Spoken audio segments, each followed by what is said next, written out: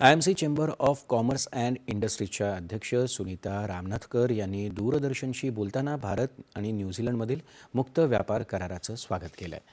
द्विपक्षीय व्यापार आणि गुंतवणुकीला चालना देण्याच्या या कराराच्या क्षमतेवर त्यांनी अधिक प्रकाश टाकला. या करारामुळे भारतीय व्यवसायांसाठी विशेषतः विविध क्षेत्रांमध्ये नव्या संधी निर्माण होतील असं मत त्यांनी व्यक्त केलं. न्यूझीलंड आपल्यासाठी दरवाजे उघडे ठेवतात. आपले कुठलेही प्रॉडक्ट्स तिकडे बिना ड्युटीचे जाऊ शकतात. डे 1 पासून, पहिल्यापासून त्यांचे प्रॉडक्ट्स आपण 70% ड्युटी कमी केली फॉर 90% ऑफ द प्रॉडक्ट्स. त्यामुळे त्यांचं वूल, त्यांचं हनी, त्यांचं फ्लावर्स, त्यांचं हॉर्टिकल्चर आणि बाकी सगळं येऊ शकतं. डेअरी आपली आपण प्रोटेक्ट केली आहे. आणि हे सगळं करताना जे प्रोफेशनल्स आहेत, जे आपले लोक काम करू इच्छितात तिकडे, त्यांना विसाज देतील.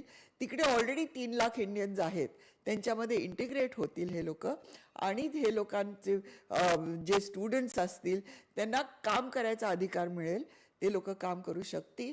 आणि बाकीचे लोक जे प्रोफेशनल्स आहेत, जे कॉन्ट्रीब्यूट करतात त्यांच्या इकॉनॉमीमध्ये, त्या लोकांना विसा मिळण्यात येईल. आणि ते लोक तिकडे जाऊन त्यांची कंट्री चांगली करतील. आणि $20 बिलियन ते आपल्यात इन्व्हेस्ट करणार आहेत. त्यामुळे आपल्या कंट्रीला पण खूप फायदा होईल. हस्तकला निर्यात प्रोत्साहन परिषदेचे अध्यक्ष नीरज खन्ना यांनी देखील या कराराचं स्वागत केलं आहे.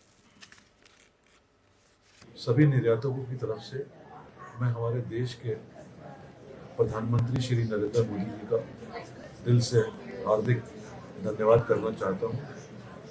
उन्होंने जो ये एक विशेष कदम FTA न्यूजीलैंड के साथ में हमारा हुआ है, वो हमारे लिए एक ऐसा मील का पत्थर साबित होने वाला है, जिससे देश के निर्यातक और आर्टिजन्स को बहुत बड़ी बड़ी अपॉर्चुनिटीज़ मिलने की संभावनाएं बढ़ रही हैं. और मैं चाहूँगा कि हम इस FTA का फुल तरीके से आनंद लें, उपयोग करें और अपने व्यापार को बढ़ाएं. प्रधानमंत्री जी, आपका पुनः धन्यवाद. जय हिंद, जय भारत. पश्चिम आशियात शांतता पुनर्स्थापित करण्याच्या आवश्यकतेवर